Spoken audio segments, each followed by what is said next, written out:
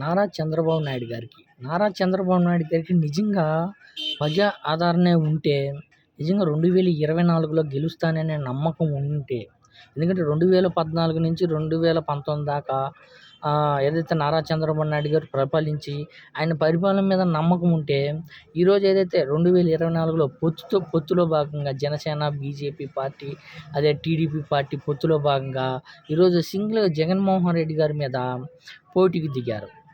నిజంగా నమ్మకం లేకనే జగన్మోహన్ రెడ్డి గారు సత్తా ఉంది కాబట్టి సింగిల్‌గా పోటీ చేశారు. నారా చంద్రబాబు నాయుడు గారు ఆ సత్తా లేకపోవడం వల్లనే ఈ జనసేన పార్టీ, బీజేపీ పార్టీ అందులో కూటమితో ముందుకు వచ్చాయి.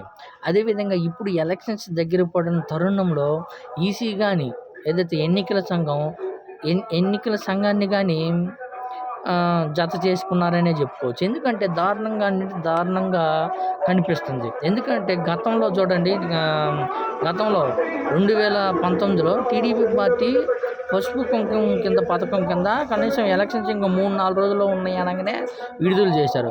ఇప్పుడు ఏదైతే జగన్మోహన్ రెడ్డి గారు ఉన్న ప్రభుత్వం పథకాలు ఎలక్షన్స్ ఇంకా 10-15 రోజులు ఉండంగా కానీ ఇంకా వదలకుండా ఆ పథకాలను ఆపేచ్చే విధంగా చేశారు. అదేవిధంగా నారా చంద్రబాబు నాయుడు గారు జగన్మోహన్ రెడ్డి గారి మీద విపరీతంగా దూషించడము, మాట్లాడడము విపరీతంగా చేశారు. అయినా కానీ ఎలక్షన్ సంఘము ఏమాత్రం పట్టించుకోలేదు. అదే తెలంగాణలో చూడండి, కేసీఆర్ గారు ఒకటే మాట, వేటాడుతాము అనే పదానికి 48 గంటలు ప్రచారాన్ని బంద్ చేశాయి. 48 గంటలు ప్రచారాన్ని బంద్ చేయించారు. అదే ఇక్కడ ఆంధ్రప్రదేశ్లో చూడండి, ఏదైతే బాబు గారు కానివ్వండి, పవన్ కళ్యాణ్ గారు కానివ్వండి, విపరీతంగా దూషించినా కానీ ఎటువంటి చర్యలు తీసుకోకపోవడం, పైపెచ్చు అధికారులు, పోలీస్ డిపార్ట్మెంట్ అధికారులందరినీ సస్పెండ్ చేసి కొత్త అధికారులన్నీ పెట్టుకుంటుంది. ఎలక్షన్స్ కోడ్ ఉండగా అధికారులను తొలగించకూడదు. కానీ ఈసీ ఎలక్షన్ కోడ్ ఉన్నా కానీ తొలగించడం ఎంత దారుణమో చూడండి.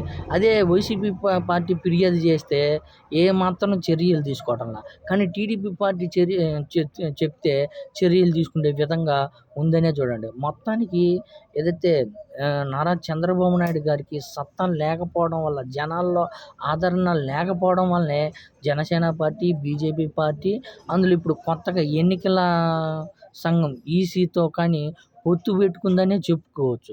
మొత్తానికి ఈ నారా చంద్రబాబు నాయుడు గారికి ప్రజల్లో నమ్మకం, ప్రజల మీద విశ్వాసం లేకపోవడంతో ఈ పొత్తు పెట్టుకున్నారనే చెప్పుకోవచ్చు. 2024 100% వైఎస్ జగన్మోహన్ రెడ్డి గారే గెలుస్తారు. ఎన్ని కుట్రలు, ఎన్ని కుతంత్రాలు చేసినా సరే జగన్మోహన్ రెడ్డి గారిని ఆపేదే లేదు, ఆపలేరని మరొకసారి నిరూపితమైందనే చెప్పుకోవచ్చు.